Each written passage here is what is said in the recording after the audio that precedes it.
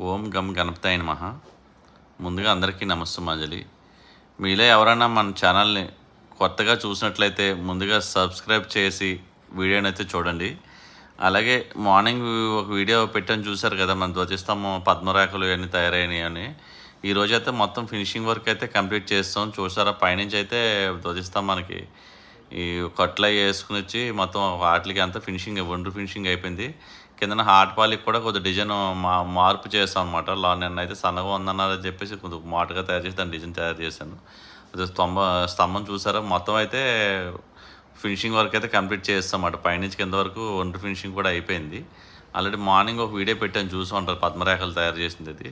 ఈ రోజుకైతే చూడండి, మొత్తం పీఠం అంతా కూడా ఫినిషింగ్ అయిపోయింది పైనుంచి కింద వరకు కూడా.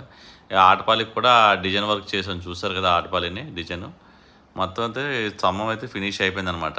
ఇది ఎక్కడంటే మన గోపాలపట్నం వెంకటాపురంలో గణపతి దేవాలయంకి అయితే ధ్వజస్తంభం చేయడం అయితే జరిగింది.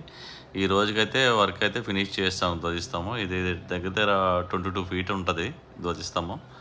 అలాగే మా వర్క్ కానీ మీకు నచ్చినట్టయితే ఎలా ఉందో నాకు కామెంట్ చేయండి. అలాగే ఇటువంటి వర్క్లు కావాలి అనుకుంటే నెంబర్ డిస్ప్లే పైన ఉంది, కాంటాక్ట్ చేయండి. అలాగే ఇటువంటి వీడియోలన్నీ మీరన్నీ చూడాలి అనుకుంటే ముందుగా మన ఛానల్ సబ్స్క్రైబ్ చేసి, లైక్ చేసి, షేర్ చేసి, బెల్ ఆల్ మార్క్ ప్రెస్ చేయండి. ప్రతి ఒక్క అప్డేట్ అయితే మీ వరకు రీచ్ అవుతుంది. Please subscribe my channel.